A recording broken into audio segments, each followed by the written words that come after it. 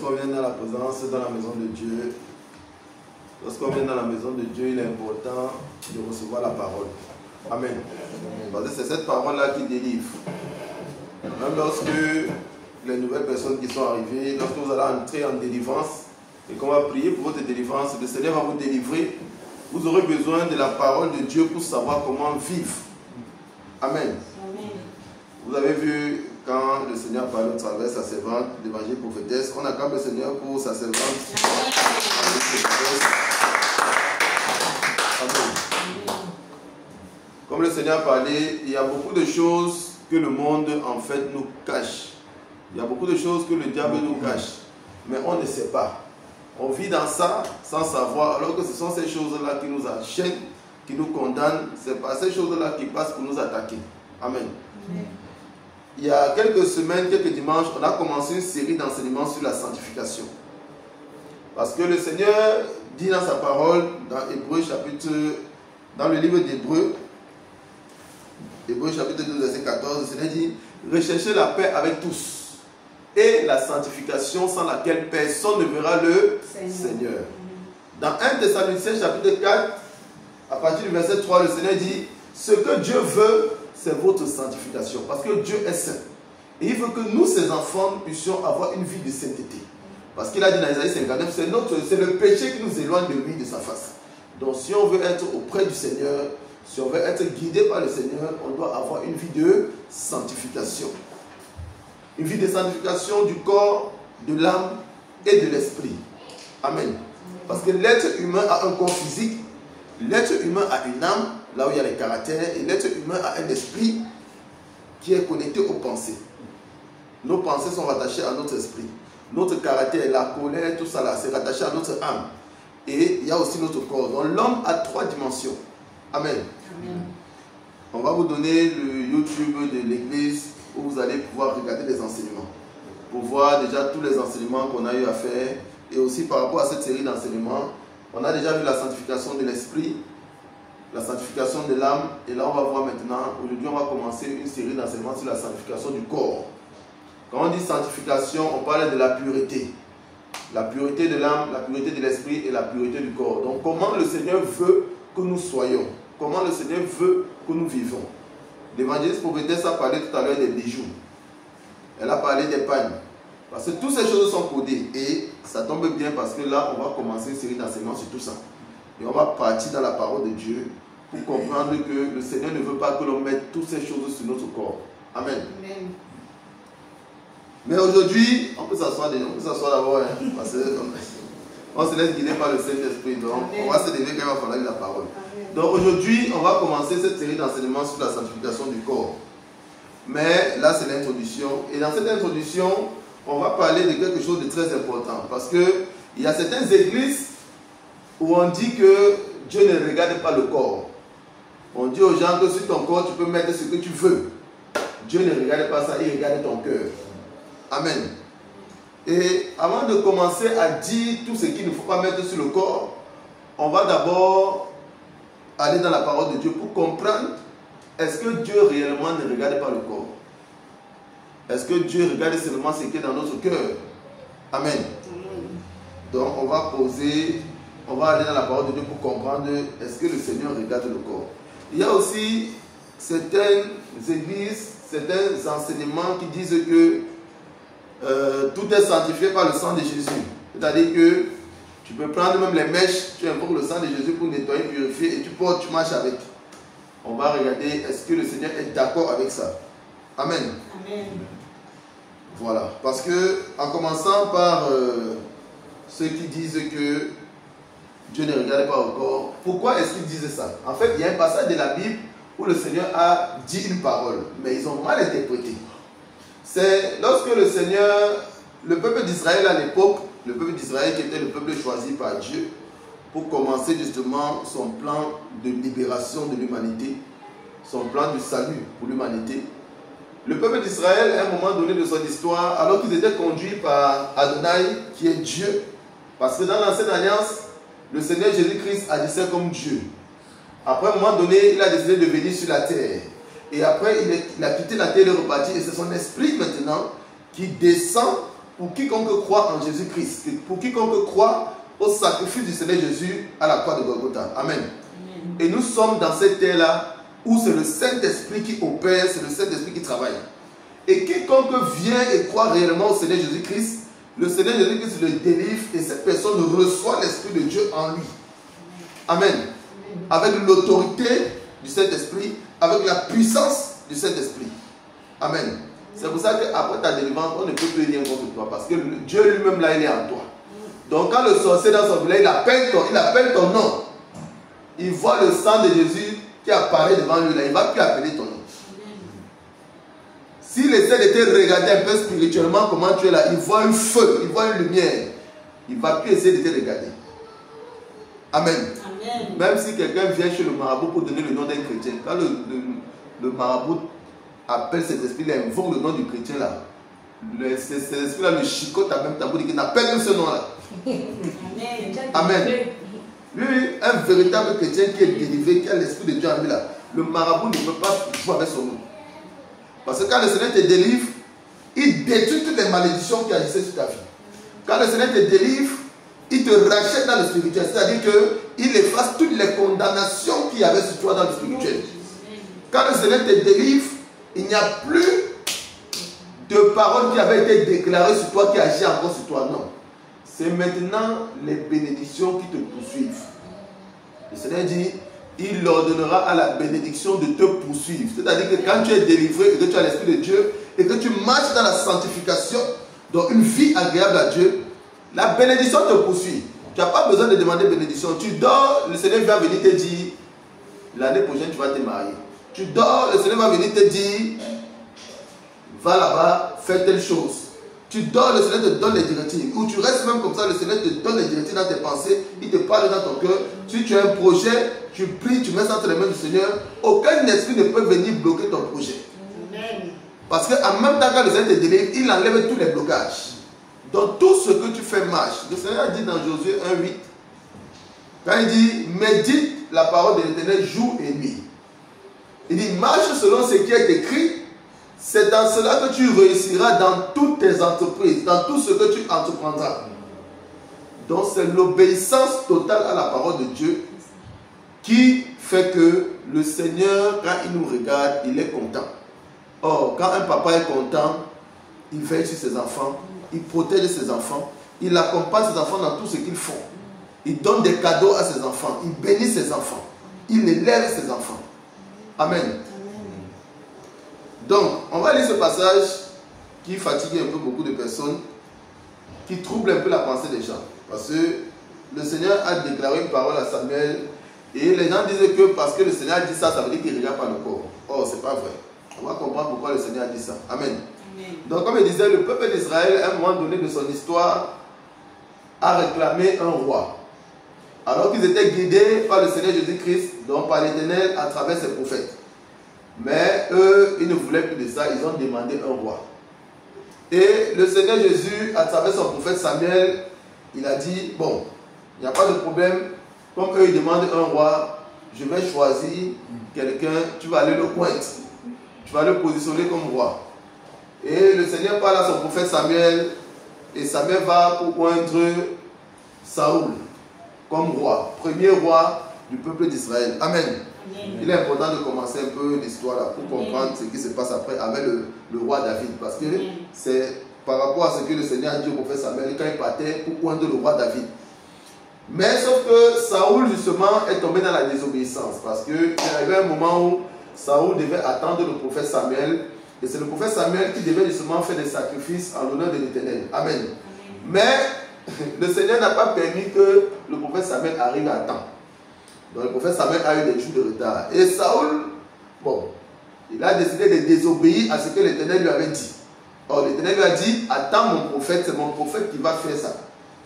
Le prophète n'est pas venu, lui il a décidé de faire. Et quand le prophète Samuel vient, il dit, mais qu'est-ce que tu as fait, Saoul? Au lieu de reconnaître son péché et demander pardon, il va tomber dans l'orgueil. Amen. Amen. Et la parole de Dieu dit que Dieu résiste aux orgueils. Et quand il tombe dans l'orgueil, le Seigneur maintenant le renie comme roi. Amen. Amen. Et le Seigneur maintenant dit à son prophète Samuel, j'ai choisi maintenant l'homme selon mon cœur. On va le lire. Là, on arrive maintenant sur le roi David. Donc, quand le Seigneur va dire, on est dans 1 Samuel à partir du chapitre 16. 1 Samuel à partir du chapitre 16. Quand le Seigneur maintenant va dire au prophète Samuel, va maintenant dans cette maison, va vers ce monsieur qui a plusieurs enfants. Parmi ces enfants, il y a celui que moi j'ai choisi comme roi, comme nouveau roi du peuple d'Israël. Mais on va voir l'attitude de Samuel quand il va arriver justement chez Isaïe. Isaïe qui est le papa du roi David. On va lire maintenant ce passage à partir de 1 Samuel chapitre 16. On va lire le verset 1 d'abord. 1 Samuel chapitre 16 verset 1. La servante de Dieu va nous venir. 1 Samuel chapitre 16 verset 1. On se lève pour cette première lecture. Pour honorer la parole de Dieu. Pour cette première lecture, on va se lever. 1 Samuel chapitre 16 verset 1. Oui, maman, si tu as mal, tu peux rester assise. 1 Samuel verset 16. Chapitre 16. Chapitre 16 verset 1. Oui. L'Éternel dit à Samuel, quand cesseras-tu de pleurer sur Saul? Je l'ai rejeté, afin qu'il ne règne plus sur Israël. Amen. Amen. Remplis ta corne d'huile et va. Je t'enverrai chez Esaïe, Béthé et Nité, car j'ai vu parmi ses fils celui que je désire pour roi. Amen. Amen. On va s'asseoir parce que je vais lire en même temps plusieurs passages pour comprendre ce qui s'est passé. Amen. Si on lit tout ça, ça sera trop long. Amen. Amen. Donc l'Éternel envoie maintenant le prophète Samuel chez Isaïe, qui est le papa du frère de l'homme de Dieu, roi David. Le Seigneur dit, va dans la maison d'Isaïe, parmi ses fils, il y a celui que j'ai choisi comme roi. Mais l'Éternel n'a pas dit quel fils. Amen. Amen. Il a dit, remplis ta corne d'huile, et c'est avec cette huile-là que tu vas oindre le prochain roi. Maintenant, je vais lire quelques passages pour dire un peu ce qui s'est passé. Amen. Dans le chapitre 16 de 1 Samuel, je descends, j'avance au verset 5, à partir du verset 5. Parce que Samuel, par la suite, il va dire à l'Éternel, mais si je vais là-bas pour dire que je vais oindre un roi, alors qu'il y a un roi qui est là-bas établi, on va me tuer. Comment il peut avoir un roi qui est établi, tu m'envoies, il dit qu'il m'a fait oindre un roi. Le Seigneur va lui dire que bon, va dire là-bas que tu vas faire un sacrifice en l'honneur de l'Éternel. Comme ça, on ne va pas te tuer. Donc, il va maintenant dans la ville d'Isaïe. On lui dit, mais comme il était connu, le prophète Samuel, on dit, mais prophète, toi, quand tu viens ici, là, c'est chaud. Qu'est-ce que tu viens faire ici? Il dit, non, je viens faire un sacrifice en l'honneur de l'Éternel. On dit, ah, d'accord, il n'y a pas de problème, il faut partir alors. Et c'est comme ça que on va lire à partir du verset 5. Donc lorsqu'on pose la question à Samuel, qu'est-ce que tu viens faire ici? Le verset 5 dit, Samuel répondit, oui, je viens pour offrir un sacrifice à l'Éternel. Sanctifiez-vous et venez à moi au sacrifice. Il fit aussi sanctifier Isaïe et ses fils et il les invita au sacrifice. Parce qu'à l'époque, pour offrir un sacrifice à l'Éternel, il fallait se sanctifier. La sanctification existe depuis. Ça n'a pas commencé maintenant. Amen. Donc Samuel ici dit aux gens, comme on va offrir un sacrifice à l'Éternel, sanctifiez-vous. C'est un peu un mystère. Pourquoi? Nous sommes dans l'ère de l'Esprit, dans l'ère du Saint-Esprit. Le sacrifice que nous faisons à l'Éternel, c'est d'abord nous-mêmes. Parce que le Seigneur dit dans sa parole, offrez vos corps comme un sacrifice bon et agréable à l'Éternel. Ça veut dire que notre corps, là, nous devons offrir à Dieu comme un sacrifice bon et agréable à lui. Amen. Or, on voit ici que pour offrir un sacrifice à l'Éternel, il faut se sanctifier. Ça veut dire que notre corps, là, on doit le sanctifier.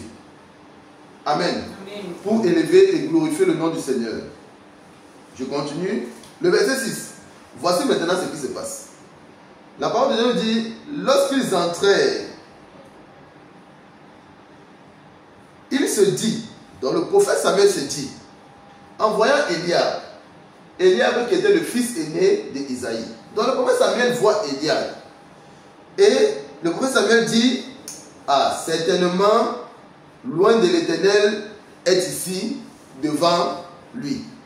Donc quand le prophète Samuel voit Élia, il dit, oh, Élia là, sûrement c'est lui que le Seigneur veut prendre comme roi. Pourquoi? Je vais lire un peu, je vais aller dans le chapitre 17. Dans le chapitre 17. Le chapitre 17, verset 14 dit, David était le plus jeune. Et lorsque les 3 aînés eurent suivi Saoul, David s'en alla de chez Saoul et revint à Bethléem pour faire paître les bébés de son père. En fait, les 3 garçons aînés de Isaïe étaient dans l'armée. Amen. Ils étaient dans l'armée du roi Saoul. Donc lorsque le roi Saoul partait en guerre, eux ils étaient dans l'armée, ils partaient en guerre avec le roi Saoul. Mais le roi David, lui, il était le plus petit. Il était le dernier. Donc lui, tellement on le simplifiait qu'on le négligeait que lui là, au lieu de l'envoyer à l'armée, lui on l'envoyait dans les forêts pour aller gérer les animaux, pour aller perdre les animaux. Amen. Amen. Donc c'est comme ça que le roi David était négligé dans sa famille. Il était même rejeté. Parce que quand le prophète Samuel vient, il dit à Isaïe, appelle tous tes fils. Il y a un de tes fils que je veux prendre. Il appelle tous ses fils, sauf David. C'est-à-dire que tellement il a négligé David qu'il dit que lui, il ne peut même pas être au roi. Donc lui, on l'a laissé là-bas en brousse, en train de gérer les animaux. Maintenant, Samuel vient devant le fils aîné d'Isaïe. Il voit comment il est grand, costaud. Il dit, ah, celui-ci là, ça doit être le prochain roi. Mais voici ce que le Seigneur lui dit au verset 17. Et l'Éternel dit à Samuel, ne prends point garde à son apparence et à la hauteur de sa taille, car je l'ai rejeté. L'Éternel ne considère pas ce que l'homme considère. L'homme regarde à ce qui frappe les yeux, mais l'Éternel regarde au cœur. Amen. Voici ce que le Seigneur a dit qui font que les gens disent que Dieu ne regarde pas le corps. Maintenant, est-ce qu'on comprend pourquoi le Seigneur dit qu'il ne regarde pas l'apparence? Je vais reprendre ce que le Seigneur dit. Il dit, l'Éternel ne considère pas ce que l'homme considère. Parce que Samuel, il a vu un grand costaud. Il dit, ah, sûrement le grand costaud là, c'est lui qui sera roi. Oh, c'est ce que l'homme considère. Voilà, oh, c'est ce que l'homme considère. C'est-à-dire qu'il a vu comme les costauds, ça frappe aux yeux. Il dit que celui-là, s'il donne tout le poids à quelqu'un, la personne peut mourir. Donc lui là, ça doit être lui qui doit être roi. Donc le Seigneur dit à Samuel, non, je ne considère pas ce que l'homme considère. Il dit, l'homme regarde à ce qui frappe les yeux. Mais moi, l'Éternel, je regarde au cœur. Et après, Samuel dit, mais le Seigneur dit que ce n'est pas lui. Et Isaïe envoie maintenant le deuxième. Il envoie notre fils. L'Éternel dit que ce n'est pas lui. Il a envoyé tous ses fils. Le Seigneur dit ce n'est pas lui. Et Samuel dit, mais tu n'as pas un autre fils? Pas me dit, c'est pas toi. Oh, il me dit qu'il m'a envoyé prendre un de tes fils. C'est là où Isaïe dit que, ah, c'est vrai, il y a un autre fils, mais lui, il n'est pas là. Lui, il n'est là-bas avec les animaux. Samuel dit, va le chercher. Amène-le ici, là. Amen. Amen. Et quand le roi David vient,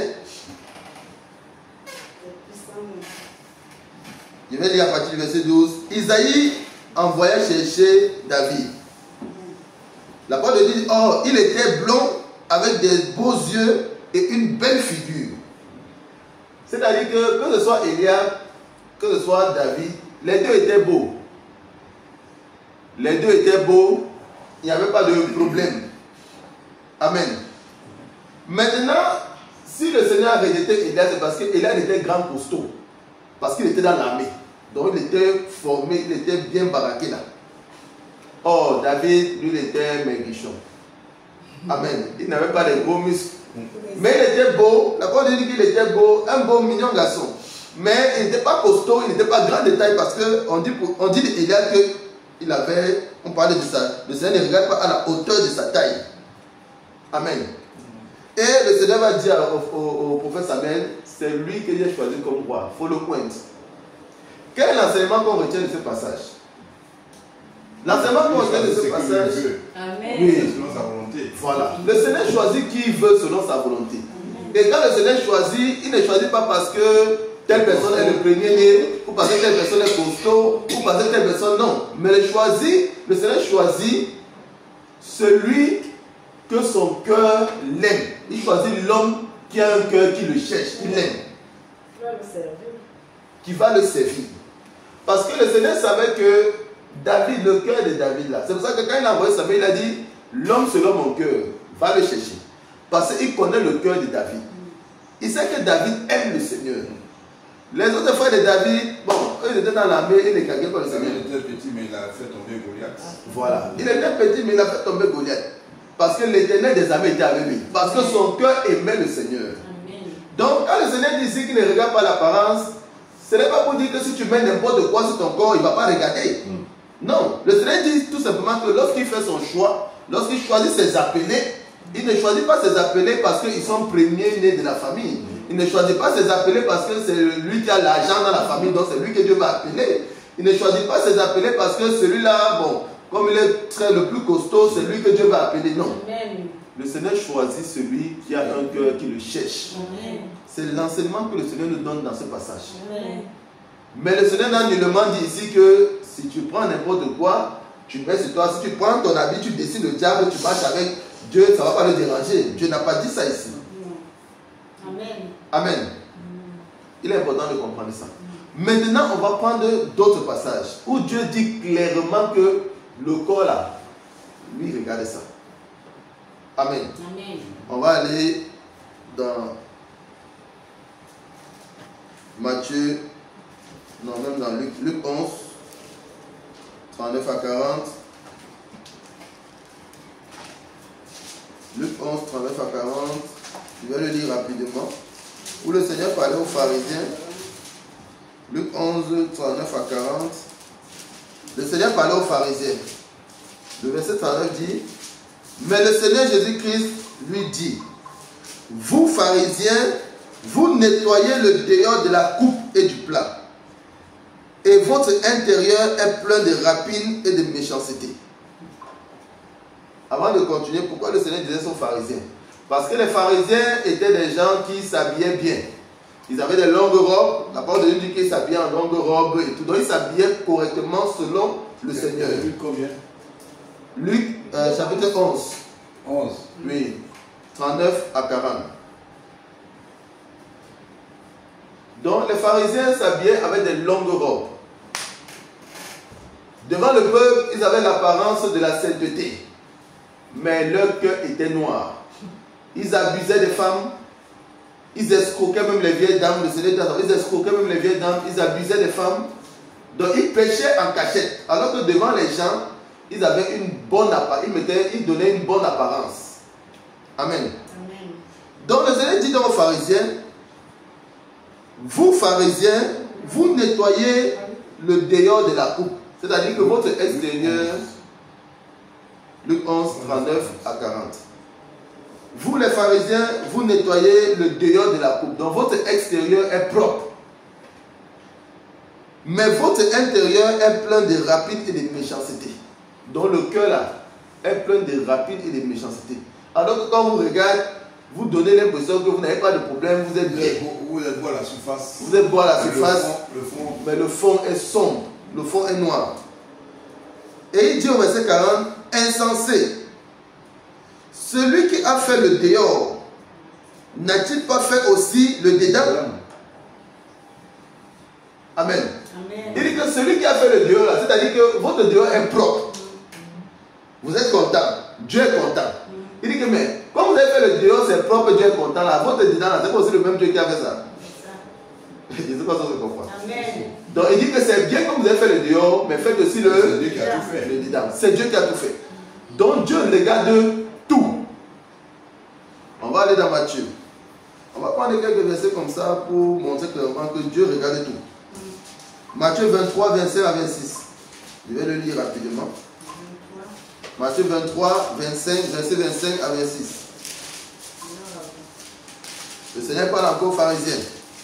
Il dit: malheur à vous, scribes et pharisiens hypocrites, parce que vous nettoyez le dehors de la coupe et du plat, et qu'au-dedans ils sont pleins de rapines et d'intempérance. Le verset 26 dit: pharisiens aveugles, nettoie premièrement l'intérieur de la coupe et du plat, afin que l'extérieur aussi devienne net. Amen. Bon, est-ce que le Seigneur a dit que l'extérieur là, il faut laisser, il faut faire seulement l'intérieur? Est-ce que le Seigneur a dit que tes pensées seulement doivent être pures, ton caractère seulement doit être bien, mais ton corps là, il ne faut pas regarder? Le Seigneur ici parle de l'intérieur et de l'extérieur. Et comme on a vu dans le livre de Luc, il dit: celui qui a fait le dehors là, c'est aussi lui qui a fait le dedans. Donc le dehors doit être propre, le dedans doit être propre. Amen. Amen. On va continuer. Je vais m'aller depuis la Genèse pour montrer que Dieu là, il regarde le corps. On va aller dans le livre de Genèse chapitre 3 verset 7 et on va lire le verset 21. Le verset 7 dit, Genèse chapitre 3 verset 7 et verset 21. Au verset 7 il est écrit, lorsque les yeux d'Adam et Ève s'ouvrirent, lorsqu'ils ont péché, après avoir péché, les yeux d'Adam et Ève se sont ouverts. Et ils connurent qu'ils étaient nus. Et ayant cousu des feuilles de figuier, ils s'enfirent des ceintures. C'est-à-dire que dans le jardin d'Éden, Adam et Ève étaient remplis, enveloppés de la gloire de Dieu. Mais après avoir péché, la gloire de Dieu les a quittés. Parce que dans Ésaïe 59, le Seigneur dit que c'est le péché qui nous éloigne de la face de Dieu. Donc lorsque tu pêches, la gloire de Dieu qui est sur toi te quitte. Donc dans le jardin d'Éden, ils ont péché, la gloire de Dieu les a quittés. Et la parole de Dieu nous dit, quand la gloire de Dieu les a quittés, ils ont vu qu'ils étaient nus. Quand ils ont vu qu'ils étaient nus, ils sont allés couper des feuilles de figuier pour faire des ceintures. C'est quoi les ceintures? Ça veut dire qu'ils ont mis ici. Ils ont mis des feuilles de figuier en fait pour cacher leur partie intime. Amen. Devant et derrière. Ça, c'est ce qu'ils ont fait. Maintenant, qu'est-ce que le Seigneur, après les avoir maudits à cause de leur péché, on va lire ce que le Seigneur fait. On va aller au verset 21. Verset 21. L'Éternel Dieu fit à Adam et à sa femme des habits de peau et il les en revêtit. C'est-à-dire qu'avant de chasser Adam et Ève du jardin d'Éden, le Seigneur a vu qu'ils étaient d'abord très mal habillés.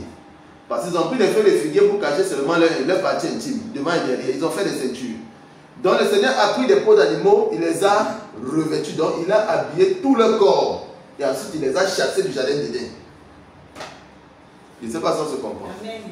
Donc depuis le jardin d'Éden, le Seigneur n'est pas d'accord avec le fait que l'homme ou la femme s'habille en exposant son corps. Et c'est parce que le Seigneur n'était pas d'accord qu'il ne les a pas chassés dans le jardin d'Éden avec des feuilles de figuier qui cachaient sur le partie intime. Il les a d'abord habillés. Il a habillé, en la parole de Dieu, il les a revêtus. C'est-à-dire que tout le corps a été couvert. Quand il revêtit, c'est tout le corps a été couvert. De la tête jusqu'à la plante des pieds, il a couvert le corps. Et ensuite, il les a chassés. C'est-à-dire que malgré le fait qu'ils étaient sous la malédiction, il les a chassés. Il les a quand même dit que voici comment vous devez vous habiller. Amen. Je ne sais pas si on se comprend. C'est maintenant le diable qui savait. Il savait que Dieu n'aime pas quand l'être humain expose son corps. Parce que lui-même dans le jardin d'Éden, il a vu comment Dieu, avant de chasser Adam et Ève, il les a revêtus. Maintenant, avec le temps, avec la mode, le diable a travaillé à ce que les vêtements sortent dans le monde pour que la femme montre de plus en plus les parties de son corps. Parce qu'il sait que dans le jardin d'Éden, quand Adam et Ève vont faire ça, Dieu n'était pas d'accord avec ça. Donc il sait que si dans la mode, il met des vêtements qui poussent la femme à montrer les parties de son corps, il sait que Dieu ne peut pas être d'accord avec. Parce que Dieu, il dit qu'il est le même hier, aujourd'hui et éternellement. Dieu ne change pas. Ce que Dieu n'aime pas, il n'aime pas. Dieu ne va pas dire qu'il n'aime pas le péché aujourd'hui et 2000 ans après, il va aimer le péché. Dieu ne change pas. Amen. Amen. Donc on voit que depuis le jardin d'Éden, le Seigneur regarde le corps. On va aller dans 1 Corinthiens, la semaine de Dieu va nous le lire. 1 Corinthiens chapitre 6, tu vas lire le verset 13, après tu vas lire du verset 15 à 20. 1 Corinthiens chapitre 6, verset 13, ensuite verset 15 à 20. 1 Corinthiens chapitre 6. 1 Corinthiens 6. Verset 13, ensuite le verset 15 à 20. Verset 13. Je lis au nom puissant de Jésus. Les aliments sont pour le ventre, et le ventre pour les aliments. Et Dieu détruira l'un comme les autres. Mais le corps n'est pas pour l'impudicité. Il est pour le Seigneur, et le Seigneur pour le corps. Et Dieu... Non, c'est bon, verset 13. Le corps n'est pas pour l'impudicité, c'est-à-dire le corps n'est pas fait pour être souillé. Le corps est pour le Seigneur et le Seigneur pour le corps. Voilà. Continue, verset 15 à 20. Ne savez-vous pas que vos corps sont les membres de Christ? Ne savez-vous pas que vos corps sont les membres de Christ? Prendrais-tu donc les membres de Christ pour en faire des membres d'une prostituée? Le Seigneur demande que, est-ce que vous ne savez pas que nos corps là sont les membres de Christ? Il dit que, est-ce qu'il peut prendre nos corps pour faire des choses des prostituées? Continuons. Loin de là. Loin de là. Ne savez-vous pas que celui qui s'attache à la prostituée est un seul corps avec elle? Bon, attends, je vais expliquer ça. Ne savez-vous pas que celui qui s'attache à la prostituée est un seul corps avec elle? En fait, le Seigneur parle ici du péché. Il dit que si ton corps s'attache à ce qui est souillé, à ce qui est impur, ça veut dire que tu as fait alliance avec ce qui est impur, là, avec l'esprit qui est caché derrière. S'il y a des esprits qui se cachent derrière quelque chose, si tu mets ça sur ton corps, tu as fait alliance avec l'esprit qui est caché derrière cette chose-là que tu mets sur ton corps. Continue. Car, est-il dit, les deux deviendront une seule chair. Les deux deviendront dans le spirituel une seule chair parce qu'il y a alliance. Quand il y a alliance, vous devenez une seule chair dans le spirituel. Oui. Mais celui qui s'attache au Seigneur est avec lui un seul esprit. Amen. Fuyez l'impudicité. Fuyez l'impudicité. Quelques autres péchés qu'un homme commet, ce péché est hors du corps. Mais celui qui se livre à l'impudicité pêche contre son propre corps. Celui qui se livre à l'impudicité pêche contre son propre corps. Amen. Continue ce que verset. Ne savez-vous pas que votre corps est le temple du Saint-Esprit? Bon. Ne savez-vous pas que votre corps est le temple du Saint-Esprit? C'est-à-dire que notre corps là, Dieu a fait notre corps pour lui-même venir habiter dans notre corps là. Oui. Qui est en vous, que vous avez reçu de Dieu et que vous ne vous appartenez point à vous-même. Et que vous ne vous appartenez point à vous. Donc Dieu dit que nous là, notre corps là ne nous appartient pas. C'est pour lui. C'est pour lui. C'est-à-dire que ton corps, le corps là que tu as là, c'est sa maison. Ça veut dire que si tu veux mettre quelque chose sur le corps que tu as là, il faut demander au propriétaire du corps là ce que tu dois mettre. C'est ça, ça se comprend. Amen. Parce qu'il y en a qui disent que c'est mon corps, je fais ce que je veux. Il n'a pas compris que ce n'est pas son corps. Dieu dit que ça là c'est pour lui. Ça demeure. C'est sa demeure, c'est sa maison. Donc c'est lui le propriétaire. Même dans le monde là, on sait que quand quelqu'un est propriétaire d'une maison, quelqu'un ne peut pas quitter, venir changer la couleur du mur sans demander au propriétaire. Est-ce que tu vas aller dans la maison de quelqu'un, tu te mets à faire les travaux sans demander son autorisation? Comme quoi l'âme retourne à lui. Voilà, même l'âme retourne à lui. Amen. Amen. Donc, quand quelqu'un est propriétaire d'une maison, tout ce qui se fait dans cette maison-là doit avoir l'agrément, l'accord, l'approbation du propriétaire. Or, Dieu nous dit que notre corps, là, c'est lui le propriétaire de notre corps. C'est-à-dire que nous-mêmes, on n'a pas le droit de faire ce qu'on veut de notre corps qu'il nous a donné là-bas. C'est lui qui dit qu'il nous a donné, mais c'est sa maison. Oui. Car vous avez été rachetés à un grand prix. Au prix de son sang. Glorifiez donc Dieu dans votre corps. Glorifiez donc Dieu dans votre corps et dans votre esprit qui appartiennent à Dieu. qui appartiennent à Dieu. Donc Amen. notre corps appartient à Dieu. Amen. Je ne sais pas si ça se comprend. Amen. Notre corps appartient à Dieu. Ça ne nous appartient pas. Amen. Donc nous on n'a aucun droit dessus. C'est-à-dire que tout ce qu'on doit faire avec notre corps doit avoir l'agrément du Seigneur Jésus-Christ de Nazareth. On va lire le Romains 12, verset 1. Donc le but ici c'est de montrer que Dieu regarde le corps et il regarde très bien le corps même. Romains 12, verset 1. Après on va revenir à 1 Corinthiens 3. Romains 12, verset 1. Reste à 1 Corinthiens 3. Je vais lire Romains 12, verset 1. Après tu vas nous lire 1 Corinthiens 3, verset 16 à 17. Romains 12, verset 1 dit: Je vous exhorte donc, frères, par les compassions de Dieu, à offrir vos corps comme un sacrifice vivant, saint, agréable à Dieu, ce qui sera de votre part un culte raisonnable. Amen. Donc, l'apôtre Paul ici dit aux chrétiens que tout chrétien doit offrir son corps comme un sacrifice vivant, saint et agréable à Dieu. Amen. Amen. Voilà ce que le Seigneur dit aux chrétiens en ce qui concerne le corps. Notre corps doit être saint et agréable à Dieu. Parce que c'est Dieu qui est le propriétaire de notre corps. Ça ne nous appartient pas, ça lui appartient. Donc, tout ce qui doit se faire avec notre corps doit avoir son accord. Ça doit lui être agréable. Parce qu'en même temps, quand tu pries, il te regarde d'abord. Est-ce que toi d'abord là même tu lui es agréable? Il regarde ton corps. Est-ce que ton corps le glorifie? Il regarde tes pensées, ton esprit. Est-ce que tes pensées le glorifient?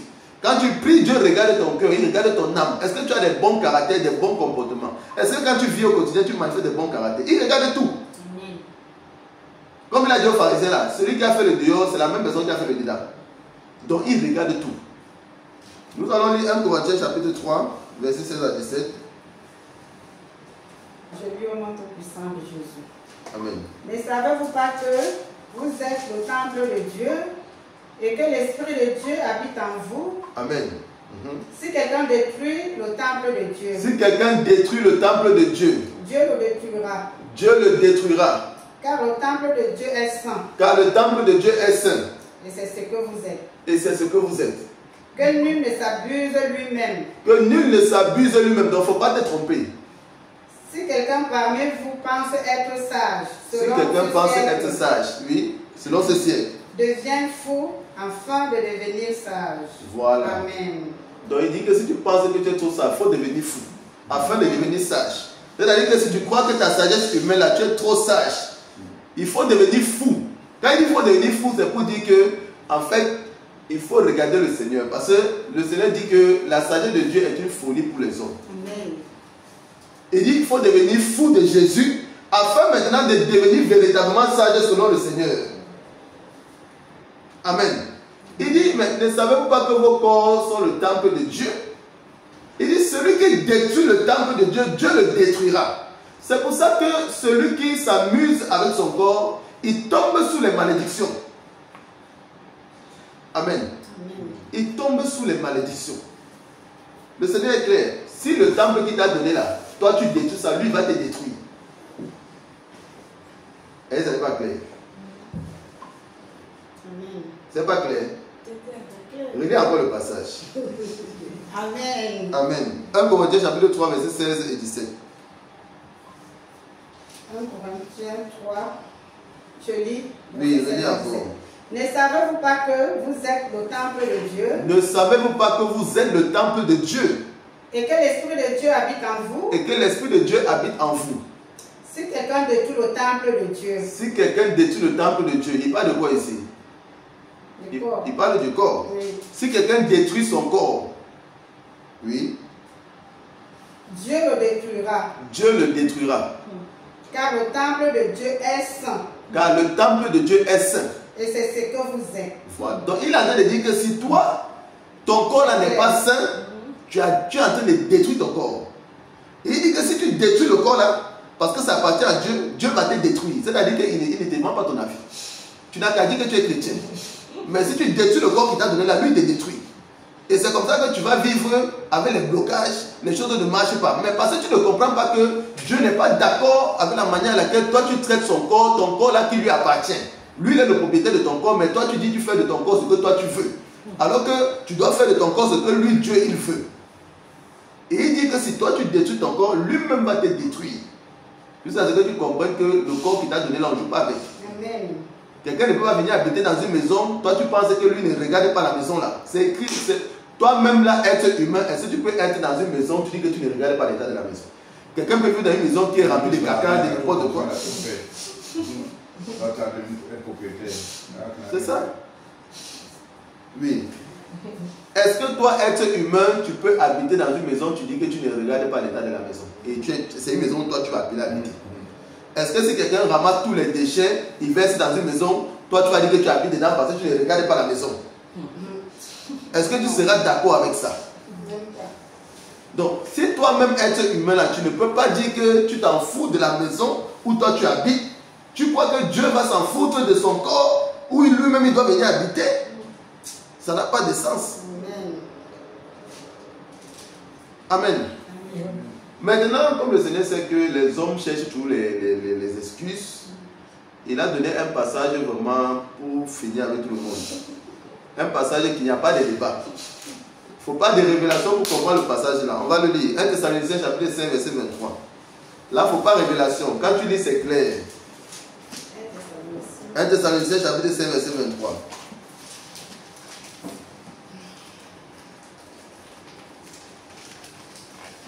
Je lis au nom tout puissant de Jésus. Amen. Que le Dieu de paix, Que le Dieu de paix, le Seigneur Jésus-Christ, lui-même, vous sanctifie lui-même, tout entier, et que tout votre être, l'esprit, l'âme et le corps soit conservé irrépréhensible, c'est-à-dire saint, lors de l'avènement du Seigneur Jésus-Christ, donc lors du retour du Seigneur Jésus-Christ. Mais le Seigneur nous dit que quand Jésus-Christ va venir chercher son église là, il dit que ton corps, ton âme, ton esprit doit rester irrépréhensible, c'est-à-dire que sans reproche. C'est-à-dire qu'il faut que quand il te regarde, il ne te repose de rien sur ton corps, ton âme, ton esprit pour te prendre et t'enlever. Bon, si Dieu ne regarde pas le corps, pourquoi il a mis le corps là-bas? Lui-même il dit que quand il va revenir chercher son église, la parole de Dieu dit qu'il vient chercher une église sans tache ni rite. Et rien de semblable. Donc rien qui ne fait attrait à la souillure. Sans péché. Sans péché. Mais le Seigneur là dans ce passage est clair. Il dit que quand il va revenir chercher son église là, il cherche une église où il y a le corps, l'âme et l'esprit qui sont irrépréhensibles, irréprochables, saints. Amen. Bon, si Dieu ne regardait pas le corps, il allait enlever le corps là-bas, il allait dire l'âme et l'esprit. Là, il a vraiment dissocié les trois éléments de l'être humain. Comme il a dit aux pharisiens, celui qui a créé l'extérieur là, c'est la même personne qui a créé l'intérieur. Donc il regarde tout. Parce que les pharisiens, eux, l'extérieur là était bien, ils s'habillaient bien et tout, ils ne montraient pas leur corps, ils ne montraient pas leur forme, ils ne mettaient pas les trucs, ils s'habillaient bien. Mais l'intérieur là, mauvais caractère, méchanceté. De la même manière, si toi tu es chrétien, tu travailles ton bon comportement. Tu travailles tes pensées pour avoir des bonnes pensées. Tu travailles tes bonnes manières de faire. Mais si ton corps là, il n'y a pas aussi la sainteté là-bas, pareil, tu es dans le péché. Ça veut dire que le Seigneur a donné les trois éléments. Ça veut dire que tu es dans deux éléments, le troisième tu as négligé. Tu es en train de détruire le corps. Or, Dieu dit que si tu détruis le corps là, lui il te détruit. Donc il ne peut pas venir te chercher. Tu ne peux pas être enlevé, tu ne peux pas aller au ciel. Tu ne peux pas aller au paradis. Amen. Amen. La sanctification du corps est quelque chose qui est difficilement prêché dans les églises. Amen. Parce que la sanctification du corps là, quand vous regardez le monde ici là, les gens s'habillent comme ils veulent. Et ça touche trop les femmes. Mais le truc c'est que c'est les femmes généralement qui remplissent les églises plus que les hommes.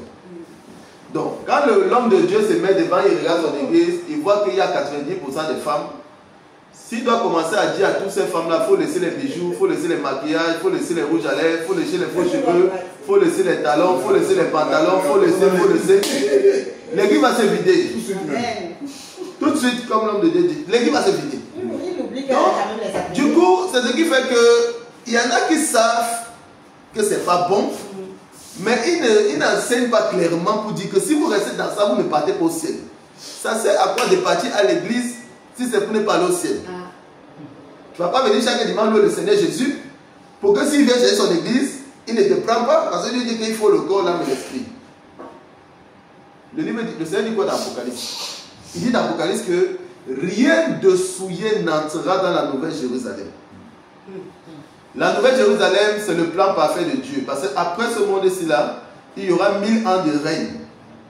1000 ans du règne du Seigneur Jésus. Après les 1000 ans de règne du Seigneur Jésus, il y aura la nouvelle Jérusalem. C'est-à-dire une nouvelle terre, une nouvelle ville. Pour tous ceux-là qui ont marché conformément à la parole de Dieu sur la terre.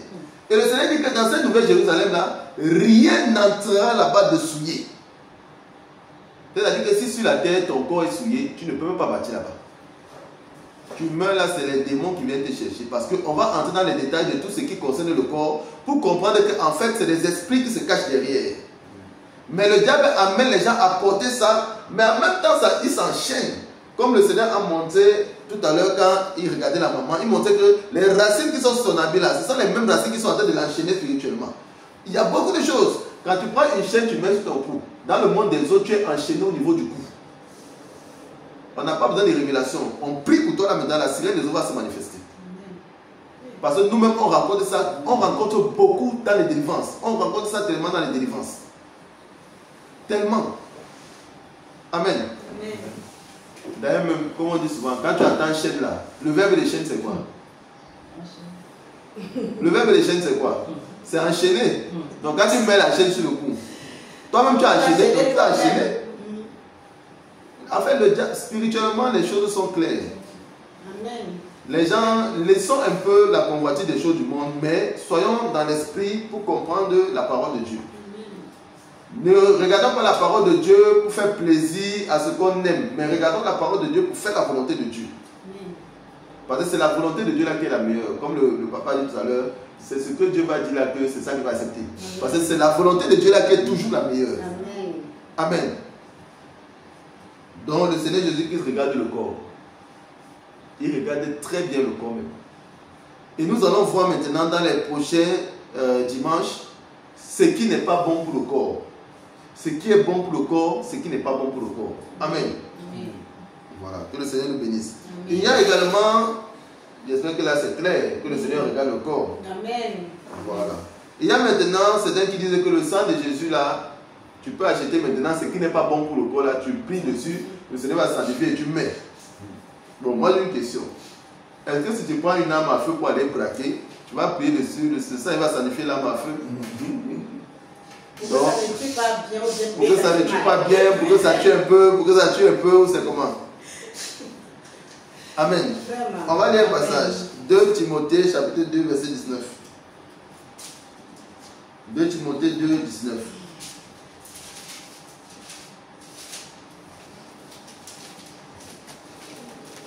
Timothée 2, 19. Amen. Néanmoins, le solide fondement de Dieu reste debout, avec ses paroles qui lui servent de sceau. Le Seigneur connaît ce qui lui appartient, et quiconque prononce le nom du Seigneur, qu'il s'éloigne de l'iniquité. Amen. Amen. Le Seigneur connaît ce qui lui appartient. Quiconque prononce le nom du Seigneur Jésus, qui s'éloigne de l'iniquité.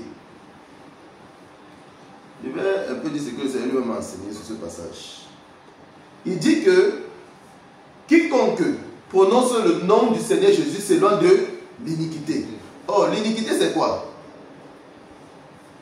L'iniquité c'est quand tu demeures dans le péché. Quand tu vis dans le péché, on dit déjà que là tu commets l'iniquité. Parce que tu vis dedans. Quand tu pêches une fois, on n'appelle pas ça iniquité quand tu as péché une fois. Un chrétien peut pécher une fois, il demande pardon. Là, il n'est pas dans l'iniquité. Mais quelqu'un qui dit qu'il est chrétien et qu'il est dans l'impudicité, il a les femmes à gauche, à droite, là, il est dans l'iniquité. Amen. Le Seigneur dit que celui qui vit dans l'iniquité là, qui n'a même pas, il n'a même pas appelé son nom, il faut laisser son nom. C'est pas ça que se comprend. C'est pour ça que même quand tu te répands, si dans ton cœur tu n'as pas décidé de laisser le péché, le sang de Jésus ne va pas descendre. Parce que toi, tu vas rester dans l'iniquité. Or, Dieu dit que si tu es dans l'iniquité, il ne faut pas appeler son nom. Les oiseaux se comprennent. Amen. Amen. Maintenant, si le Seigneur Jésus-Christ dit que les mèches là, ce n'est pas bon. Je prends un exemple. Après, on va expliquer pourquoi ce n'est pas bon. Si le Seigneur Jésus dit que les mèches, ce n'est pas bon. Bon, toi, parce que tu aimes ça, tu veux te rendre belle, tu invoques le sang de Jésus. Donc tu appelles le Seigneur Jésus, tu dis que viens verser ton sang sur les mèches. Il faut purifier ça, je vais porter. Bon, sauf que le Seigneur Jésus qui te dit que porter ça c'est un péché. Donc toi tu veux rester dans le péché, dans l'iniquité, et tu veux que son sang vienne purifier ce qui toi te permet de rester dans le péché. Ce qui te permet de rester dans l'iniquité. Alors que tu sais qu'il n'aime pas le péché. Alors que tu sais qu'il n'aime pas le péché. Ça n'a pas de sens. Donc il ne va pas faire descendre son sang pour purifier ça. Parce que lui, son sang là, il dit, vous avez été racheté à un grand prix, au prix de son sang. Le Seigneur n'a pas vécu toutes ces souffrances là pour que son sang soit déversé à la croix de Golgotha pour venir purifier tes mèches, pour venir mettre sur ta tête. Il te donne les cheveux, tu lèves les cheveux qu'il t'a donné, tu vas prendre les cheveux des autres, tu veux mettre sur ta tête et tu veux que son sang qui est coulé à la croix là descende pour ça.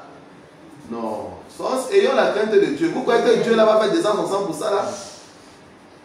Amen.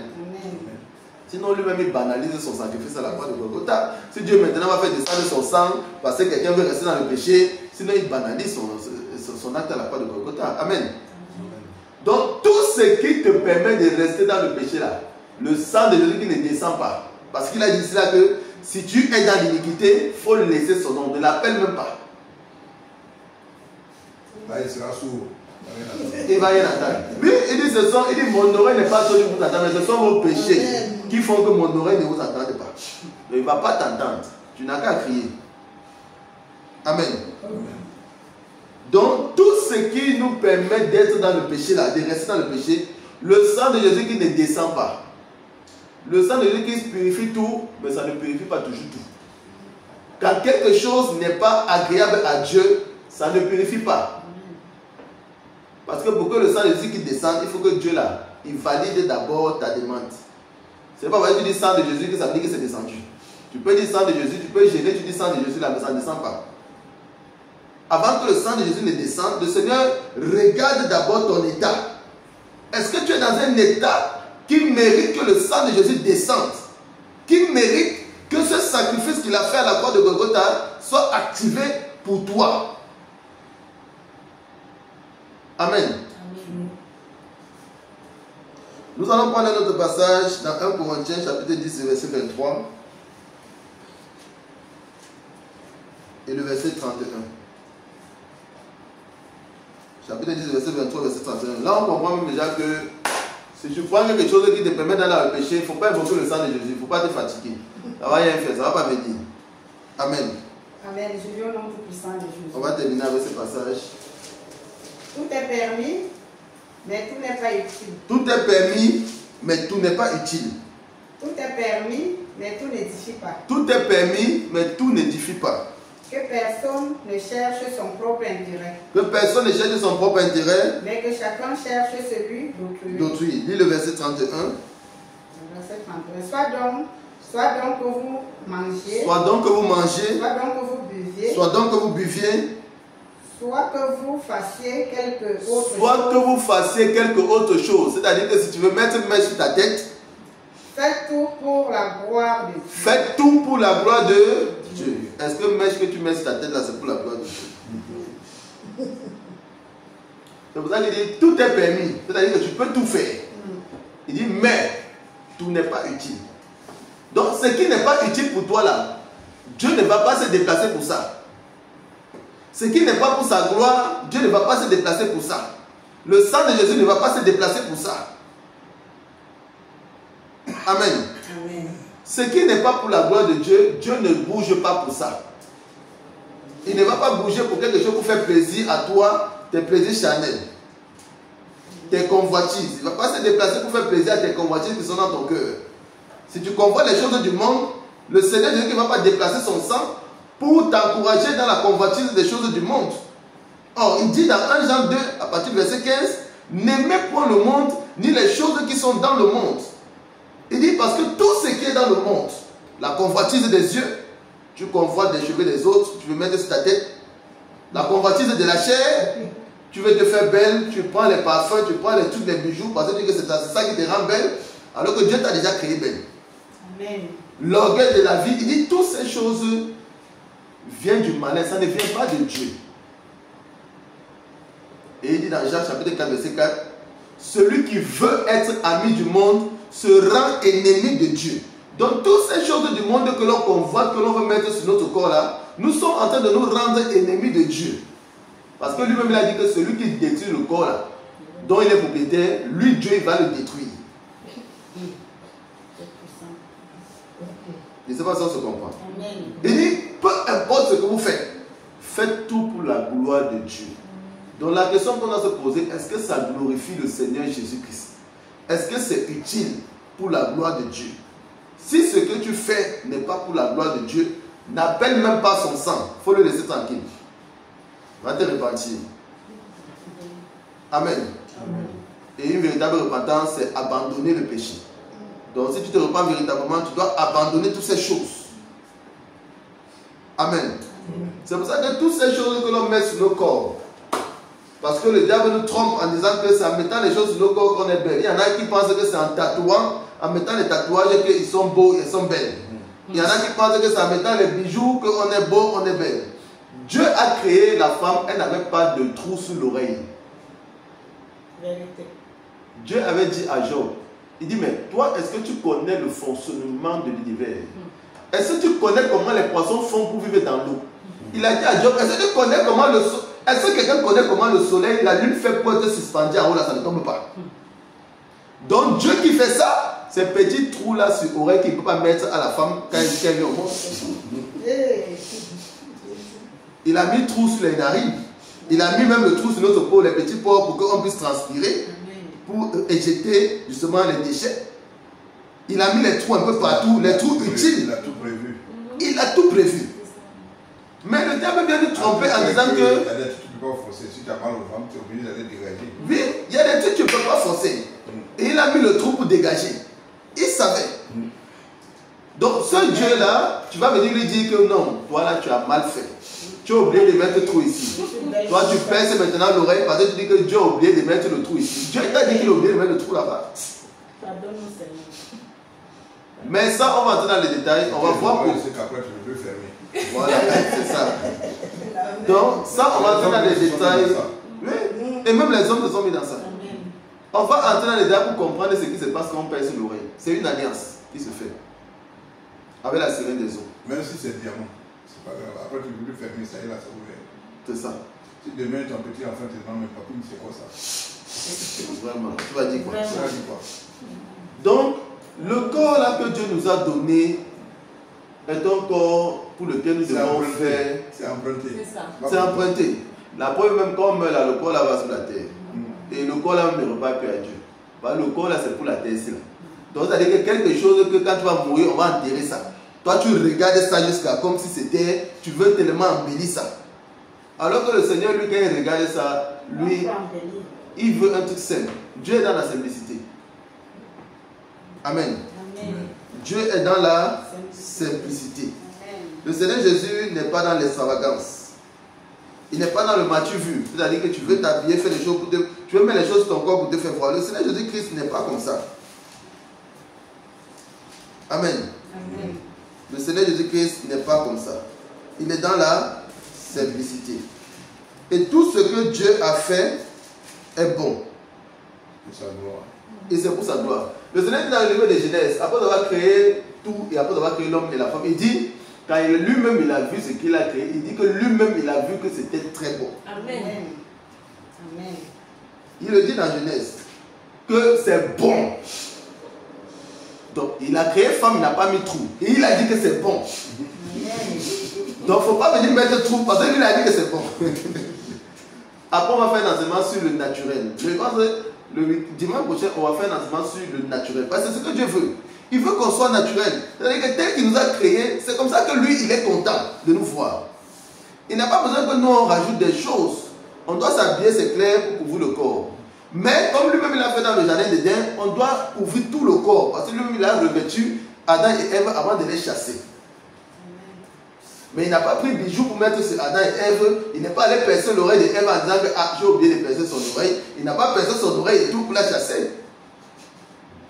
S'il a créé l'homme et la femme, il sait ce qui est femme, il sait ce qui est femme. Il sait ce qui est femme, c'est ce qui est. En réalité, même si la semence de Dieu vient se mettre à côté, est-ce qu'il faut bijoux? Est-ce qu'il faut bijoux pour connaître que c'est une femme? Parce que sincèrement, on sait que tu es femme. Par les sincèrement, on sait que c'est une femme. Par les formes, on sait que c'est une femme. Même par la voix, on sait que c'est une femme. Même si tu mets un homme et une femme, ils sont cachés. L'homme parle, la femme parle. Tu vas savoir que celle-là, c'est une femme. Là-bas, c'est un homme. Tu n'as pas même pas besoin de voir. Donc le Seigneur a déjà marqué la différence entre l'homme et la femme en tout point. Même la corpulence. Tout. Amen. Amen. Voilà. Donc la semaine d'après, on va faire un enseignement sur le naturel. Amen. Parce que le Seigneur Jésus-Christ est dans la simplicité. Il n'est pas dans le matu vu. Il n'est pas... Lui-même, quand il était sur la terre, il n'est pas dans la parole de Dieu que le Seigneur Jésus-Christ portait les bijoux, il portait les trucs. Ce n'est qu'il nulle part. On va même lire Ésaïe 53. On va voir un peu comment le Seigneur Jésus-Christ était. Ésaïe 53, verset 2. Ésaïe nous dit un peu, Ésaïe c'est un prophète très puissant que le Seigneur utilisait vraiment très puissamment dans l'Ancienne Alliance. Et le Seigneur lui avait déjà révélé des choses quand il sera sur la terre. Et Ésaïe ici dit comment le Seigneur Jésus-Christ, quand il va venir là, comment il sera sur la terre. Ésaïe 53, verset 2. Je lis au nom tout puissant de Jésus. Amen. Il s'est élevé devant lui comme une faible plante. Il s'est élevé devant lui comme une faible plante. Comme un rejeton qui sort d'une terre desséchée. Comme un rejeton qui sort d'une terre desséchée. C'est-à-dire que même quand le Seigneur Jésus est venu sur la terre, il n'est pas allé dans une famille de milliardaires. Il est allé dans une famille très modeste. C'est pour ça que Ésaïe dit que comme un rejeton qui sort d'une terre desséchée. C'est-à-dire que, comme la parole de Dieu dit, quand le Seigneur est venu sur la terre et qu'il a commencé à opérer, quand les gens l'ont vu, on a dit qu'il venait de Nazareth. Quelqu'un a dit, mais qu'est-ce qui peut sortir de bon là-bas? Comment il dit qu'il sort de Nazareth? Oui, c'est écrit là. Il dit que, mais qu'est-ce qui peut sortir de bon là-bas à Nazareth? Pourquoi vous dites que lui vient de Nazareth? Donc il était étonné que, mais là, c'est pour ça que Ésaïe dit que. C'est pour ça qu'il a dit, lui a dit la vérité. Quand il dit la vérité, lui a dit la vérité. Amen. Parce que quand on regarde d'où il sort, on dit, mais est-ce que quelque chose de bon peut sortir de là? Mais c'est là-bas qu'il est sorti. Or, le Dieu Tout-Puissant, mais lui, il a préféré sortir de là. Regardez l'humilité. Oui.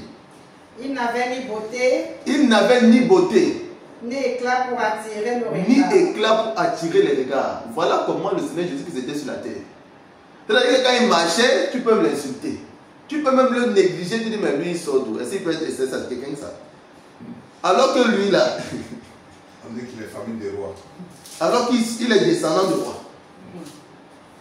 Amen. Amen. Mais il était dans la simplicité. La parole dit qu'il n'avait ni beauté, ni éclat pour attirer les regards. Et son aspect n'avait rien pour nous plaire. Et son aspect n'avait rien pour nous plaire. Voilà comment il était le Seigneur Jésus-Christ. Il était dans... En fait, Ésaïe nous dit ici que le Seigneur Jésus-Christ était dans la simplicité. Il n'était pas là avec les bijoux, avec les trucs à l'oreille, pour qu'on le voie. Quand il arrivait quelque part, il était simple, naturel. C'est quand il commençait à parler que l'on comprenait que ça c'est quelqu'un. Amen. C'est quand il commence à dire, toi, dégage, au nom de Jésus. Quand il voit le fou de Gadara, les démons commencent à le supplier. Quand les hommes le voyaient là, tu pouvais l'insulter, comme l'autre disait que, mais qu'est-ce que c'est bon, vous dites que lui sort, qu'est-ce qu'il peut sortir là-bas? Mais c'est quand il voit miracle, guérison, tout ça, il dit que, hey, ah bon, là il comprend. C'est ça. Le Seigneur Jésus-Christ est dans la simplicité. Il n'est pas dans le matu vu. Il n'est pas dans la séduction. Donc tout ce qui est séduction, tout ce qu'on fait pour se faire voir, le Seigneur Jésus-Christ n'est pas dedans. Amen. Et tout enfant de Dieu ne doit pas faire ça. On ne fait pas les choses pour se faire voir. Non. On ne fait pas les choses pour que les gens nous voient et disent que moi il brille, il sent bon. Quand je passe, on dit que il sent bon. C'est pour ça que Dieu ne veut pas qu'on mette les parfums. Mais on va entrer dans les détails pourquoi il ne veut pas qu'on mette les parfums. Parce que c'est l'orgueil. C'est pour susciter l'orgueil dans le cœur des gens. Moi, je mettais un parfum. Ma femme vous a dit ici là que moi-même là-bas, je mettais les parfums chers quand même. Parce que moi, je voulais que quand je passe, on sente que je suis passé. Que tu passes. Voilà. Qu'on sache que je passe. Ça, c'est l'orgueil. C'est des choses pour susciter l'orgueil. Et Dieu n'est pas dans l'orgueil. C'est des choses pour la séduction, pour séduire les gens. Dieu n'est pas dans la séduction. Les boucles d'oreilles, tout ça, c'est des choses de séduction. Pantalon pour les femmes ne doivent pas mettre de pantalon. C'est des choses de séduction. Et c'est écrit dans la parole de Dieu et on va détailler ça dans les prochains cultes à venir. Amen. Amen. Tous ces éléments-là pour comprendre que le Seigneur ne veut pas. Parce qu'en réalité, ce qui est caché derrière, c'est les esprits. En fait, il y a la sirène des eaux qui est cachée derrière. Parce qu'elle là dans son royaume, c'est elle qui sort tout ce qui est mode, tout ce qui est séduction. Parce que derrière tout ça là, il y a ses codes. Donc quand tu mets ses affaires, avec les codes qu'elle a posés dessus, elle entre dans ta vie, elle opère. Amen. Amen. Et c'est comme ça que les sorciers de nos familles, quand ils veulent t'attaquer, ils regardent d'abord comment tu t'habilles. Quand ils voient comment tu t'habilles, là, ils tapent les codes. Si tu as un bijou sur toi, ils tapent les codes des bijoux, il atterrit dans ta maison. À travers les bijoux. Si tu as les pagnes, ils tapent les codes sur les pagnes. Ils regardent ton pagne, ils connaissent. Ils tapent le code, il atterrit chez toi. À travers le pagne, il atterrit chez toi. Il y a des gens parfois qui restent dans leur maison, ils sentent des présences. Ils sentent comme s'il y a des gens. D'autres m'entendent des voix. Il y a des soeurs, ils entendaient des voix. Dans leur maison, d'autres sentaient des présences. Mais c'est les codes qui tapent, ils atterrissent chez toi. Si tu as tous ces éléments-là chez toi, ils ont le droit d'entrer. Or, le spirituel, c'est une affaire de droit. Amen. Amen. Même le Seigneur Jésus-Christ, quand il était sur la terre, il a dit, le prince de ce monde vient. C'est-à-dire que le diable est en train de venir. Mais lui, là, il n'a rien à moi. C'est-à-dire que même lui-même, le diable ne pouvait pas l'accuser sur quoi que ce soit. Il ne pouvait pas dire que le Seigneur Jésus avait quelque chose qui lui appartenait. Parce que le spirituel est une question de droit. Quand un démon a le droit sur quelque chose, Dieu ne peut pas. Dieu va le laisser parce qu'il a le droit.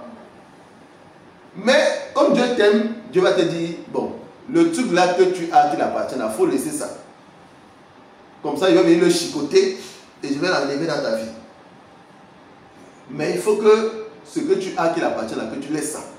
Parce que même le Seigneur Jésus lui-même dans sur la terre là, il n'a rien utilisé de tout ce qui appartenait au diable. Que ce soit bijoux, parfum, tout ça, il n'a rien utilisé de tout ça. Il se dit qu'il ne peut pas l'avoir parce qu'il n'a pas péché. C'est ça, il n'a pas péché. Amen. Donc, tout ce qu'on met sur nos corps qui souille le temple de Dieu est un péché. Et nous devons véritablement faire attention à tout ce que nous mettons sur notre corps, à comment nous devons nous habiller. Amen. Martine, c'est vrai, Martine, il faut venir. Il faut venir te mettre ici à côté de moi. Amen. Amen. Voilà, il faut y aller là-bas. Amen. Amen. Amen. Voilà. C'est ça. C'est comme ça que le Seigneur veut que la femme s'habille. Il n'y a pas de bijoux. Il n'y a pas de chaînes. Tout le corps est couvert. Longue manche. Foulard sur la tête. Avec le voile. Tout ça c'est écrit dans la parole de Dieu. Et on va le voir dans les prochains cultes. Amen. Amen. Tout ça c'est écrit dans la parole de Dieu. Comment la femme doit s'habiller. Vous pouvez t'amener quelque chose et ça me donne une vision de quelque chose. Amen. Pourquoi dans les autres religions les gens n'enseignent pas ça? Et les sœurs à l'église catholique s'habillent comme ça. On ne dit pas pourquoi est-ce qu'elles s'habillent comme ça. C'est ça. On laisse les vrais enseignements et puis on parle d'autre chose. On parle d'autre chose. Amen. Naturel. Le corps est couvert. Elle ne met pas de crème sur la peau. Elle ne met pas de crème sur la peau. Parce que quand le Seigneur ne peut pas te créer, il te donne une peau et il te dit en même temps que tu dois prendre un autre élément que lui il a créé pour aider ta peau à fonctionner. Alors que lui il t'a créé, il a dit que c'était bon. Quand Dieu a dit dans le jardin d'Éden que c'était bon, il n'a pas dit que c'est bon avec la crème à côté. Il a dit que tu es bon comme ça. Maintenant aujourd'hui, les gens croient que le diable trompe les gens en pensant qu'il faut mettre la crème sur le corps pour que le corps soit bien. Comme si on doit aider Dieu pour que notre corps soit bien. La parole de Dieu est simple. On ne peut pas aider Dieu. Dieu, quand il crée, c'est parfait. C'est bon. Amen. Amen. Donc, c'est comme ça que le Seigneur veut que la femme s'habille. Elle est bien habillée. On ne voit pas les formes, on voit, c'est propre, c'est puissant. Amen. Quand Dieu regarde, ça se vend comme s'il est content. Je peux poser une question. Oui, comment? Comment se laver? Comment se laver? On se lave juste avec un savon sans parfum. Parce que le savon, l'entretien, la propreté du corps même, c'est obligatoire. Parce que si tu ne laves pas ton corps, c'est un péché. Si tu ne laves pas ton corps va se salir. En même temps, tu souilles aussi ton corps. Donc c'est un péché. C'est pour ça qu'il faut laver le corps, mais avec un savon sans parfum. Parce que tout ce qui est parfum, on va expliquer. Tout ce qui est parfum là, c'est pas bon. Dans le spirituel, c'est les odeurs de mort. C'est pour ça que Dieu ne veut pas les parfums. Mais ce qui est bien, c'est qu'il y a les savons sans parfum pour se laver. Même pour faire la vaisselle, il y a les savons sans parfum. On en a ici. Pour faire le sol, il y a des produits naturels. Tu peux faire, tu laves ton sol avec. Mais tout ce qui est parfum, il faut éviter.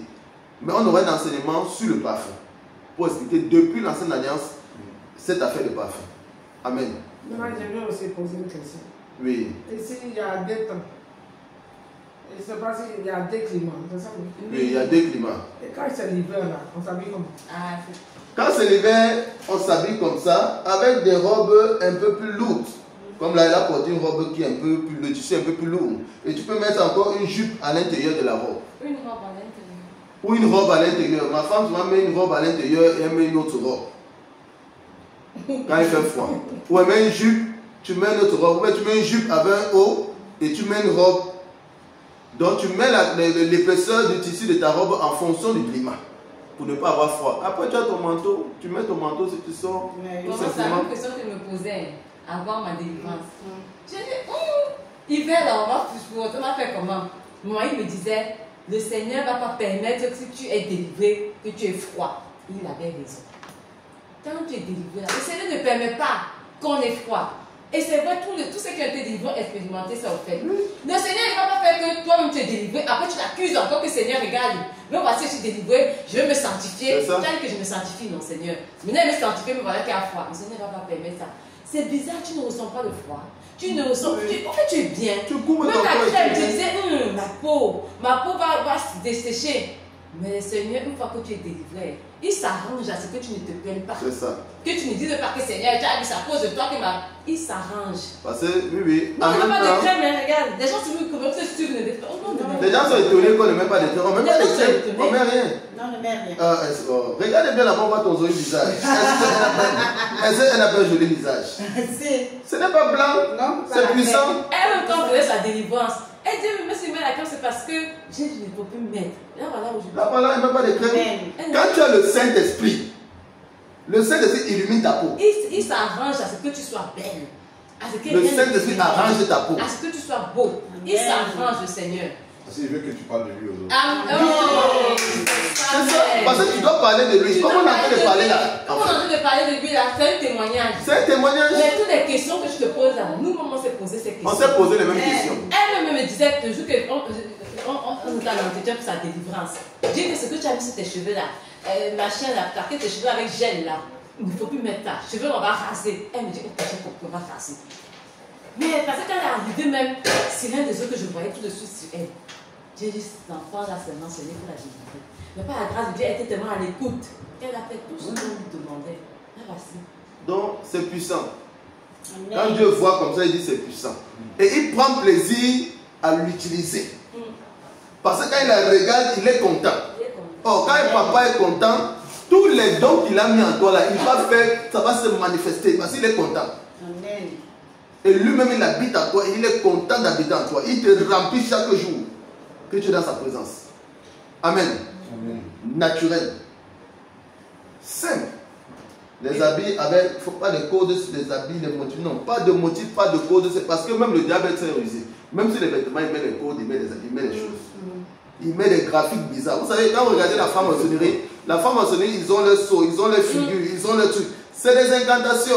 Et ils mettent ça maintenant sur les habits. Même sur les biscuits, là, c'est Oreo là. Ils ont leurs tout ce qu'ils font, même les films des enfants là. Oui, tout ça là, c'est interdit. Parce qu'ils mettent leurs sceaux, ils mettent les incantations dedans en même temps. Amen. Regardez comment le visage brille. Il n'y a pas de crème, il n'y a rien du tout. C'est le Saint-Esprit qui fait. Que le Seigneur te bénisse. Tu peux aller t'asseoir. Amen. Donc, c'est ça. Et puis il y a la grâce aussi en Afrique. Ça là, on a fait pour de Abidjan. Tu achètes, tu suis nous comme ça à Abidjan et puis on envoie. Donc, il y a les seigneurs, il y a toujours solution. Maman, c'est 1000 francs, 1500 francs le tissu. 1000 francs, 1500 francs le tissu. C'est pas cher. Si tu connais une couturière, ma vie, elle te pousse, elle t'envoie ça. On a même des couturières là-bas. Et même ici, même en plus, par la grâce de Dieu, on va même passer les vêtements comme ça, on vend ça ici au marché. Les servants de Dieu étaient même la grâce de Dieu qui étaient déjà au marché pour acheter les habits. On vend les habits ici, comme ça, c'est 10 €. Le Seigneur nous facilite la vie. C'est nous qui nous compliquons la vie. Les choses sont simples. On a vu dans Isaïe que le Seigneur dit qu'il était dans la simplicité. Non, alors c'est que tu ne fais pas confiance à Dieu. Le Seigneur ne peut pas donner quelque chose qui toi-même te concerne. Qui va te condamner, qui va te rendre malheureuse. Mais depuis des années, les servantes de Dieu sont là. Elles sont ici en France avec toi, maman. Elles sont dans le même hiver là qu'on est. Elles sont là, elles sont avant. Oui, non, ça va aller. Ça va aller. Il faut aussi le temps que tu t'acclimates. Mais le Saint-Esprit en nous fait tout. Amen. Amen. Faisons confiance au Seigneur. Moi, j'attends seulement qu'on m'appelle pour la délivrance. Amen. C'est ça. Faisons confiance au Seigneur et c'est le Seigneur qui prend soin de nous. C'est lui qui prend soin. Même de notre peau, même ma femme est là. Moi-même, la crème là, quand j'avais arrêté crème, ma peau sautait ici. Ouais. Ma peau, ici devant là, ma peau s'épluchait. C'était moche. Et je partais au travail comme ça. Il a dit, je ne mets pas crème, je veux partir comme ça. C'était tellement beau que moi, Dieu, Seigneur, que mes seigneurs. Je fais ta volonté, mais regarde. Je n'ai pas mis crème pour que ça parte, c'est parti seul. Le Seigneur fait partie ça. La crème africaine, on ne peut pas porter. On ne met rien. Quoi? Crème africaine, là. Crème africaine, c'est quoi? Tout blanc. La Sur la- Carité. Ah, carité! Il y a une soeur en Allemagne, elle s'appelle Sarah, la servante de Dieu Sarah. Elle était allée pour sa délivrance. Elle était allée dans notre camp de prière qui est à Cocody Badon, à Abidjan là, pour sa délivrance. À Riviera. Voilà. Quand ils ont prié, la sirène des eaux s'est manifestée. Elle dit, elle ne part pas. On dit, pourquoi tu ne pars pas? Elle dit qu'elle utilise mon produit sur ses cheveux. On dit, mais quel produit? Après, on demande à celle, toi tu mets quel produit sur ses cheveux? Elle dit que non, moi mes cheveux sont naturels, je ne tresse pas. Je dis, mais il y a un produit que tu mets, c'est quoi? Elle dit, je mets beurre de karité. Elle dit, ah bon? On dit que sirène des eaux, elle dit que le produit que tu mets là, il ne part pas. Elle a demandé pardon au Seigneur parce qu'elle mettait beurre de karité sur ses cheveux et elle a renoncé à ça. Elle est venue, je crois, on a même rasé, on a rasé ses cheveux. On a enlevé ses cheveux. Parce que quand tu mets les produits dans tes cheveux, elle fait de tes cheveux un hôtel. Dans le spirituel, tu crois qu'elles ont des cheveux parce que le Seigneur dit qu'il a déposé une gloire sur les chevelures de la femme.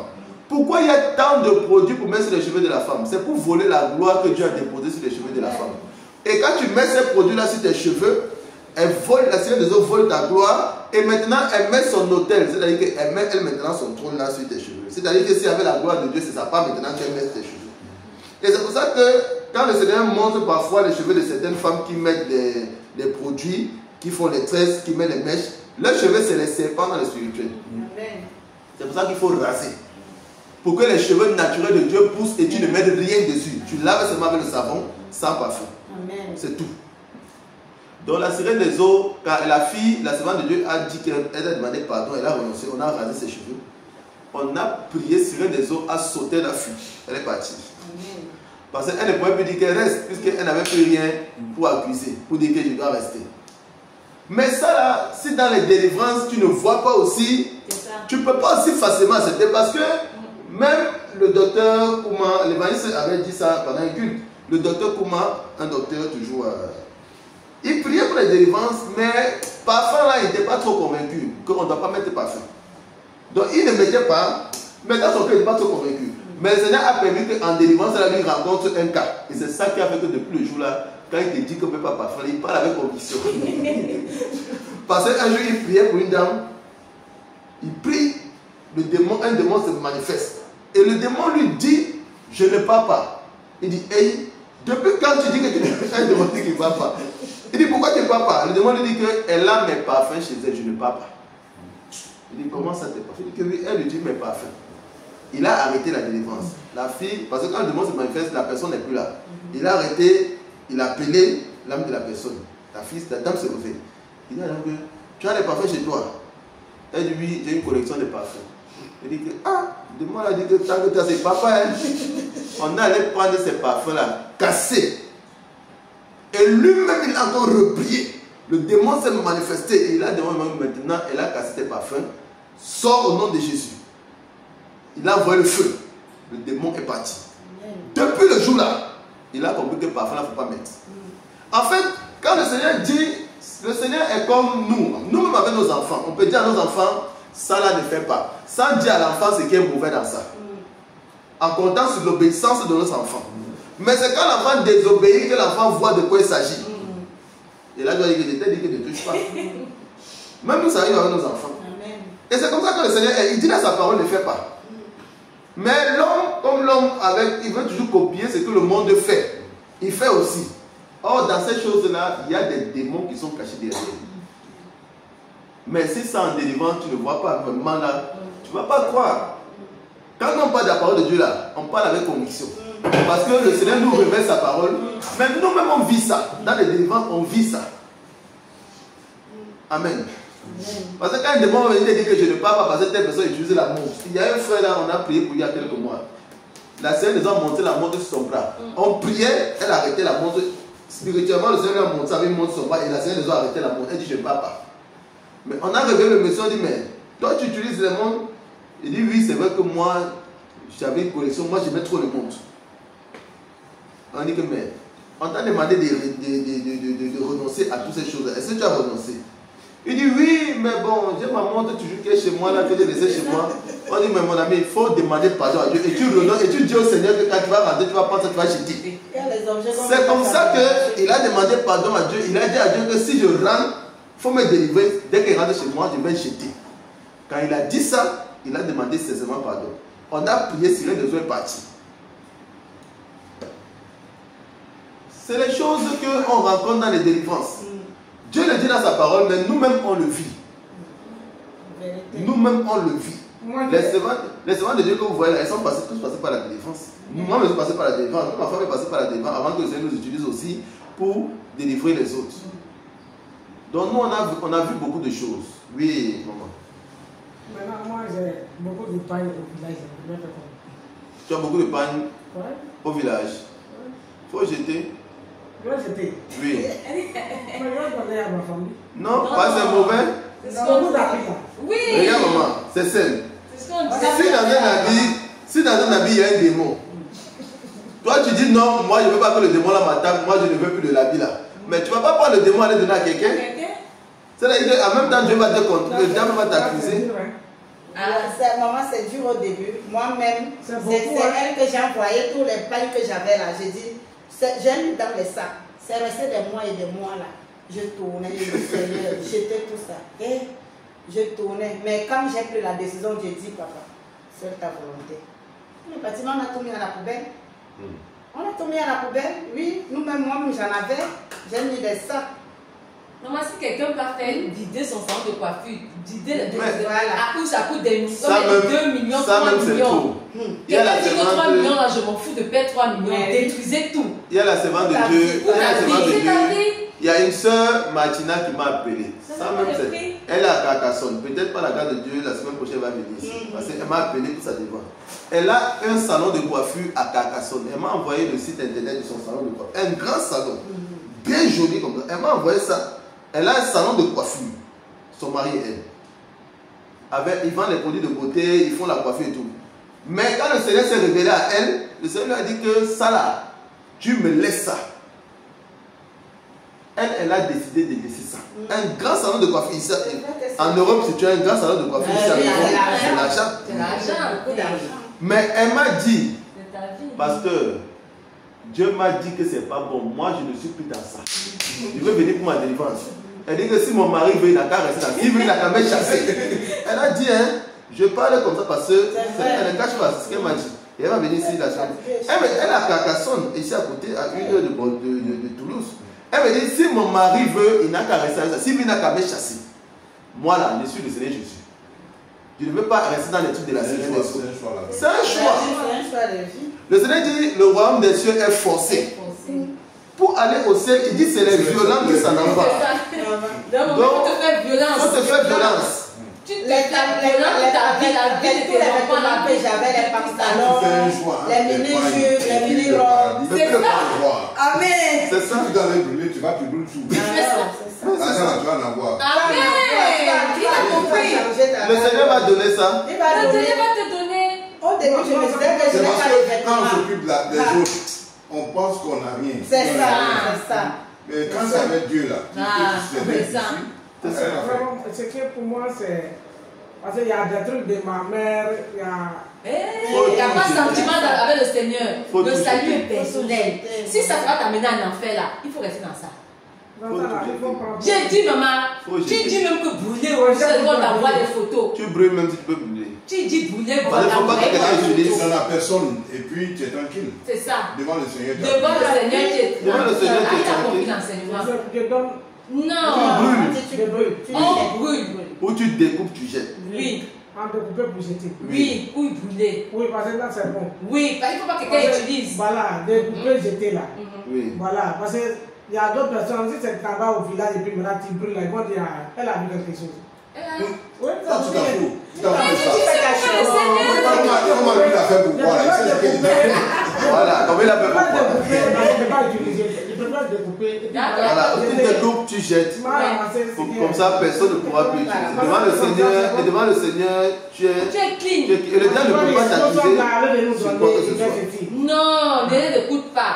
Parce qu'ils savent ce qu'ils sont en train de faire. Même pas les tu l'as dit même d'accord. Oui, mais on fait des choses. Si c'est au village, ils vont demander. Parce que ce qui t'est bloqué, elles ont vu. Ils ont vu là. Si tu fais chose, encore, tu leur donnes encore ça. Non, il accepte. Généralement, il m'appelle, je découpe tout. On C'est dit ça. Il a compris. En tout cas, la prophétie ne manque pas que son âme avait derrière cette ça, c'est vrai. C'est puissant. Si tu donnes encore, ça veut dire que c'est une nouvelle alliance que tu es encore en train de tisser. Oui, tu renouvelles encore. Donc, c'est des trucs que moi j'étais de temps en temps en Europe, ma mère donnait, mes habits, elle donnait, les gens portaient. Tout ça, je vais découper. Donc, tout à l'heure, elle parlait c'est ça. de pareil, elle parlait des choses. On doit se faire violence pour gagner le ciel. Amen. Tout ça, j'avais tout ça. Voilà. C'est ça. Tu as arrêté pour rien. Voilà. Toutes ces choses que le diable utilise pour agir dans nos vies, là, on doit s'en débarrasser. C'est pour ça que le Seigneur Jésus disait que même si le prince de ce monde vient, mais lui, il n'a rien qui appartient au diable. Et nous devons, en tant que les enfants, Dieu nous a créés à son image et à sa ressemblance. Donc tout ce qui est rattaché au monde des ténèbres, là, ça ne doit pas être avec nous, sur nous, ni en nous. Donc en nous, c'est-à-dire les mauvais caractères, les mauvais comportements, non, Dieu ne veut pas. Les mauvaises pensées, Dieu ne veut pas. Tout comme sur notre corps, tout ce qui appartient au diable, Dieu ne veut pas. Parce qu'il a dit que quand il revient chercher son église, il va chercher une église dont le corps, l'âme et l'esprit sont irréprochables. Sans ride, ni tache, sans tache. Amen. Voilà. Peu importe l'argent, le nombre de l'argent que ça fait. Je vous ai dit que le servant de Dieu, elle a un salon de coiffure. Elle-même me disait que quand je descendais dans mon salon de coiffure, quand les clients entrent, ils disaient que mais c'est qui le patron, c'est qui la patronne. Quand elle sort, on la voit, on est étonné. On dit quoi? On lui faisait les éloges. On dit mais comment il doit pas avoir un tel institut à Carcassonne? Moi j'ai une expérience. Oui. Depuis 2010, j'ai été chef d'entreprise. À l'époque de Sarkozy, quand on envoie un courrier, monsieur le directeur, quand on dit on a besoin de toi, tu arrives, on pense que c'est un blanc. C'est ça. Quand on dit le nom de la société, quand j'arrive, on pense que c'est un blanc. Je dis non, c'est moi, je suis noir. Tu vois, c'est ça. Amen. Et toutes ces choses-là, ça peut créer aussi de l'orgueil. Voilà. Ça peut créer des... Voilà. Donc, mais ça, elle a dit qu'elle laisse. Alors que c'est beaucoup d'argent. Elle a dit, si mon mari veut me faire, il n'a qu'à me chasser. Mais ça là, on ne veut plus. Elle dit qu'elle ne veut plus. Amen. Pourtant, c'est beaucoup d'argent. Elle a fait un choix, elle veut plus le Seigneur. Elle a fait un choix.